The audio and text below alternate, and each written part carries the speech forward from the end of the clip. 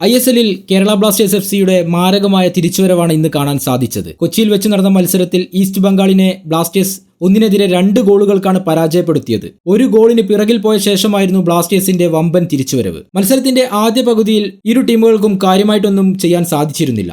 അധികം അവസരങ്ങളൊന്നും ലഭിച്ചിരുന്നില്ല. ജിമിനസിന്റെ ഒരു ഷോട്ട് പോസ്റ്റിൽ തട്ടി മടങ്ങിയതാണ് ബ്ലാസ്റ്റേഴ്സിന്റെ ആദ്യ പകുതിയിലെ ഒരു മികച്ച അവസരം. എന്നാൽ രണ്ടാം പകുതിയിൽ കാര്യങ്ങളൊക്കെ മാറിമറിഞ്ഞു.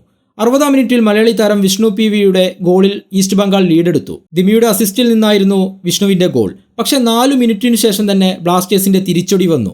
നോഹയുടെ ഗോളാണ് ബ്ലാസ്റ്റേഴ്സിനെ അവർക്കൊപ്പം എത്തിച്ചത്. ഇടതു വിങ്ങിൽ നിന്ന് നടത്തിയ ഒറ്റയാൾ കുതിപ്പാണ് ബ്ലാസ്റ്റേഴ്സിനു വേണ്ടി നോഹയ്ക്ക് ഗോൾ സമ്മാനിച്ചത്. വിജയ് ഗോളിനായി ഇരു ടീമുകളും പിന്നീട് കിണഞ്ഞു ശ്രമിച്ചെങ്കിലും ബ്ലാസ്റ്റേഴ്സിനായിരുന്നു അവസരം മുതലാക്കാൻ സാധിച്ചത്. ബ്ലാസ്റ്റേഴ്സിന്റെ സബ്ബായി കളത്തിലിറങ്ങിയ പെപ്ര 90-ാം മിനിറ്റിലായിരുന്നു ബ്ലാസ്റ്റേഴ്സിന് വേണ്ടി വിജയ് ഗോൾ നേടിയത്. ലീഗിലെ ബ്ലാസ്റ്റേഴ്സിന്റെ ആദ്യ വിജയമാണിത്. ആദ്യ മത്സരത്തിൽ പഞ്ചാബിനോട് ബ്ലാസ്റ്റേഴ്സ് പരാജയപ്പെട്ടിരുന്നു.